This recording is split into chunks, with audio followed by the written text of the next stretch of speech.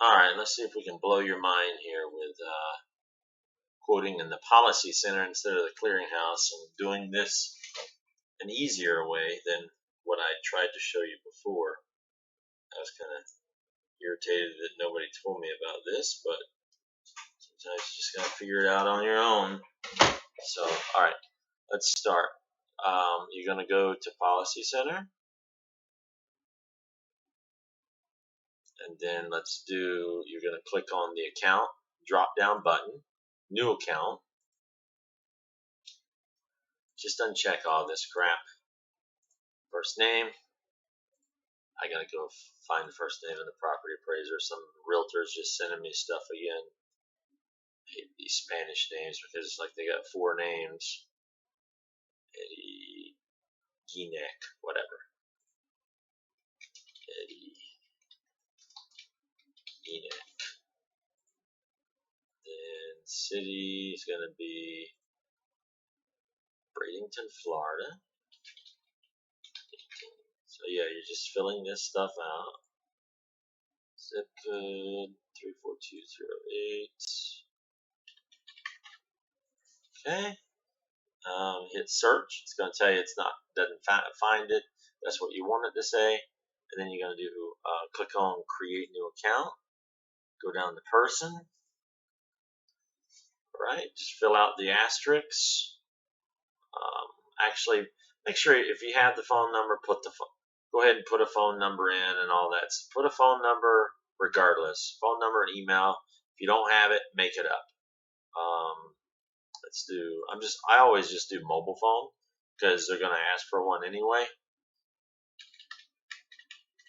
I just put my number. I'll put my email, my personal email. Kind of just reminds me that it's not their info and it's mine, so that means that later I need to get it.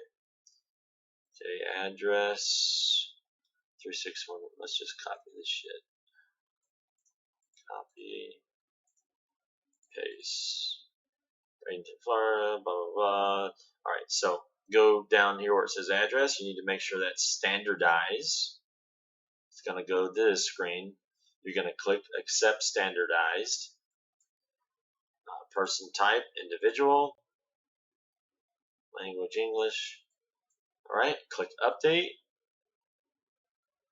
All right, then it'll bring you to this screen. I think this is where you got stuck a number of times. So you need to go to actions, click the arrow, and you're going to do a new submission. So here's the important part that's going to be different than it was before. We're not doing a full application. We just want to do a quick quote. So it skips a whole bunch of questions and a lot of other screens. It saves it for the binding process later when they decide to buy. All we want to do is get a quote. So you can leave the default effective date. You got to select on personal residential. Select the perils you want to quote. We're always going to be doing multi-peril. Are you quoting contents only? Always no. Select the structure being covered dwelling. If it's a mobile home, you're going to pick a mobile home. Condo is going to be unit owner. All right, so policy type is going to be HO3. Next. All right, just nothing to do here. You can just make sure the effective date is of today or the next day, whatever you want to do.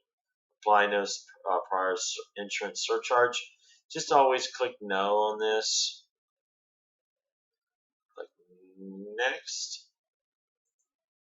Oops. The address. Okay, so property information. You have to make sure you click this. Click retrieve. Let it do its thing. It's going to bounce to this screen. Just click accept return address. Over here, this should all be filled out for you once you do the accept return address. So you're going to hit next. Okay, this is your RCE, so you're going to do calculate. It's going to bring up the RCE just like it would in the clearinghouse. Just do the same thing with that as you normally do. Checking to make sure if it has a pool, you take it off as a detached and add it as an attached. I don't know what the hell's going on with this right now. Maybe because it's late, but I don't have time for this shit. So I'm going to close it, click calculate again. Hope that it loads. Okay, it does this time. Alright, I already verified the 1096 is correct. It is a 1950. It's shingle roof. It is stucco. Actually, it's vinyl on frame. Let me see it. Vinyl. Wood siding on it. I don't really see what I want. I'm just going to leave the stucco on the frame because it is frame. Everything else looks good. I'll just click finish because there is no pool. And then you got to go over here. Actually, before you do that, go over here to all other perils. 2,500, 2%. Now you can do finish. Let all this populate for you.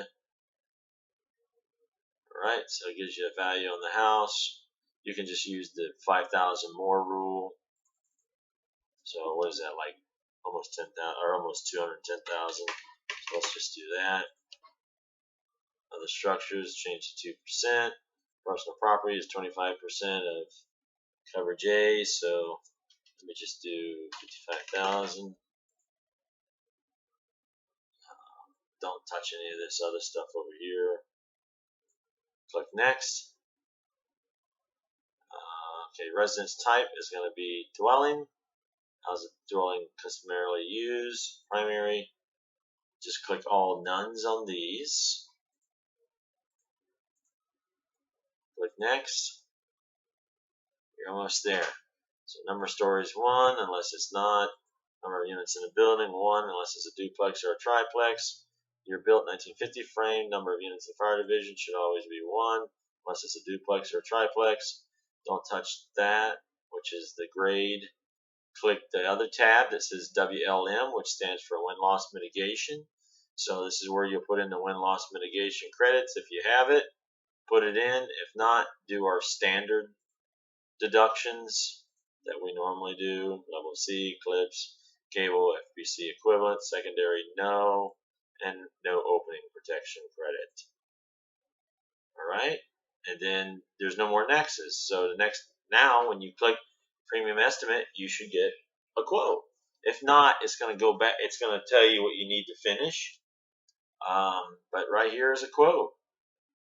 So it's $16.92. You go to print options, print estimate,